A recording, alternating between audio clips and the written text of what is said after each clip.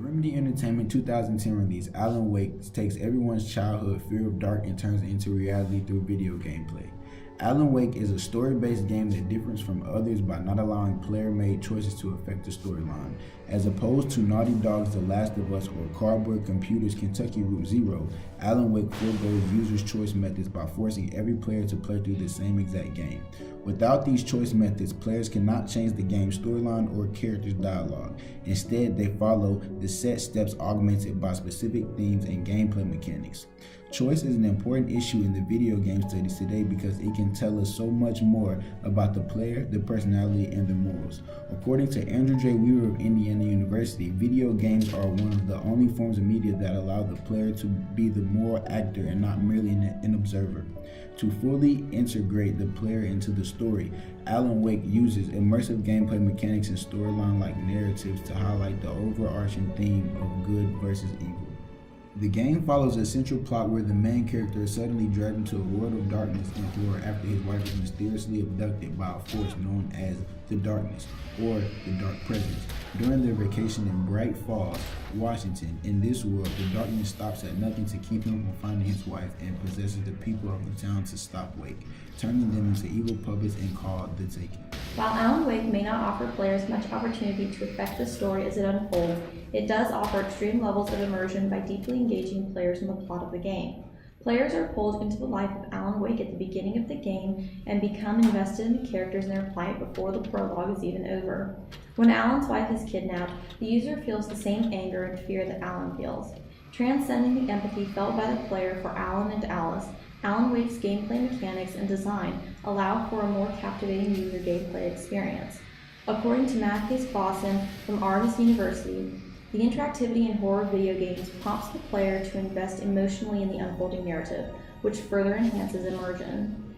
This experience is evidenced through the realistic graphics, engrossing sound, and satisfying gameplay mechanics. For instance, Alan Wake's soft atmospheric lighting and realistic graphics lend to the game's overall immersion and quasi-TV show experience. The majority of the game is played in the dark. Thus, whenever the player reaches a safe zone or a section of the story with daylight, palpable relief can be felt as the player lives vicariously through the character. The flashlight, safe havens, gunshots, and other supplies found along the story's path contrast sharply against the darkness with their supernatural illumination, building on the theme of the struggle between light and dark.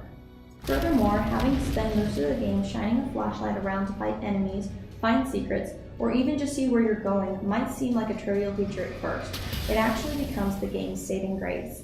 Creating scenes of tension, horror, warmth, and mystery, the flashlight forms a surprisingly immersive and enjoyable experience, especially when the gunplay often becomes tiring. Fighting the Taken and other enemies quickly gets repetitive due to the stagnant strategies used to vanquish them.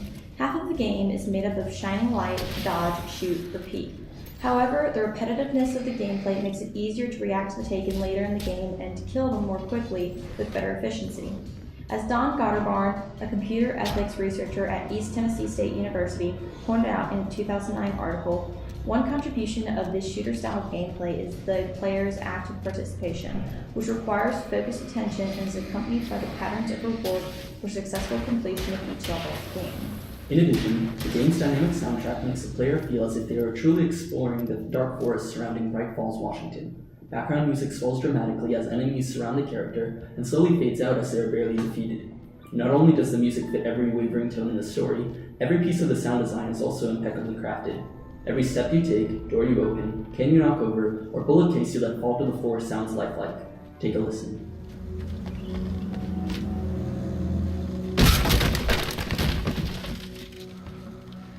And finally, one of the quintessential features of the game seems to blend narrative and gameplay into one: the manuscript pages. Alan must find these pages and turn them over to his wife's kidnapper in order to save her. Throughout the player's, and thus Alan's, journey, these pages can be found scattered in secret locations in each level. The pages are entirely out of order, but it is immediately apparent that there are more than coincidental connections between the gameplay and the written story. Furthermore, a sense of dramatic irony is added to the gameplay, as often the player is able to expect what events are going to occur before their time. This clearly lends to disorient the player, as even when the death of a major character is expected, it still comes as a shock. These pages added a fourth dimension to the game by bending seemingly set universal rules, and forcing the player to question the very nature of his or her free will with respect to previous perceptions of time. Even the story jumps back and forth between different time periods, with some jumps more obvious than others. All of these aspects come together cohesively to form an immersive experience. As I was playing Alan Wake, I started controlling my character based on how I thought Alan would act in that situation. I'd check corners in dark rooms, scan the dark forest for dangers, and quickly check behind me as if someone were following me. A psychological experiment led by Rory McLeod from the University of Connecticut found that more immersive games led to more aggressive gameplay as a result of the player making the character's struggle their own, and this is clearly demonstrated through Alan Wake. Players get transported into the mind of Alan and are in a state in which they'll stop at nothing to find Alice. The entirety of the game is focused on the theme of duality and balance, as is exemplified throughout in forms of light versus dark, free will versus control, and reality versus insanity. Each of these opposing forces are references to the larger plot theme, the fight of good versus evil.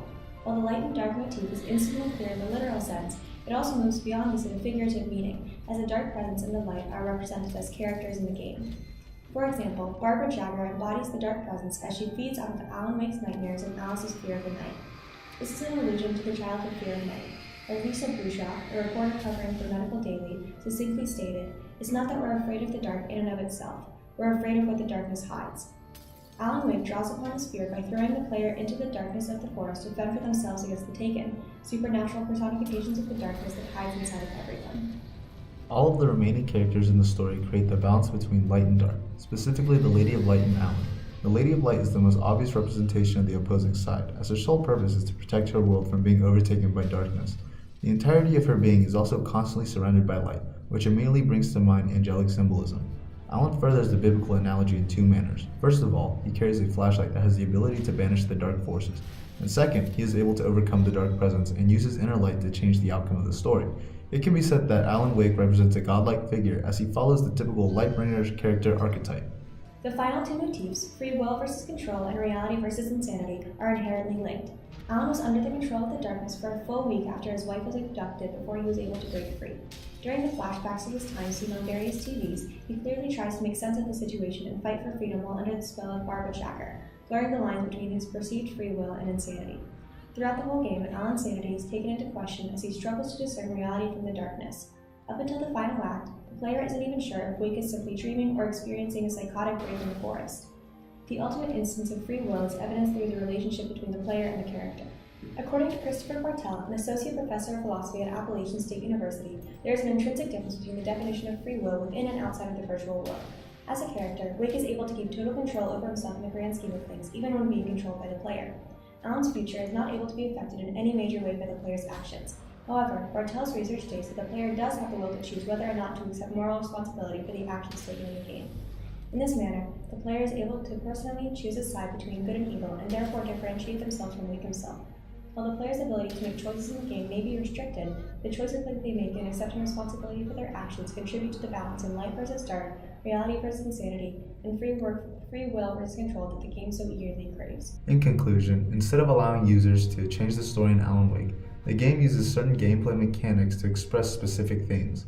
Without the fully immersive experience that the gameplay allows, including a TV show-like story that propels the player into the mindset of Alan, a convincing soundtrack that is indicative of a contentious struggle, and the fourth dimensional aspect of the manuscript, the themes present would not be as clear or as beneficial to the greater story.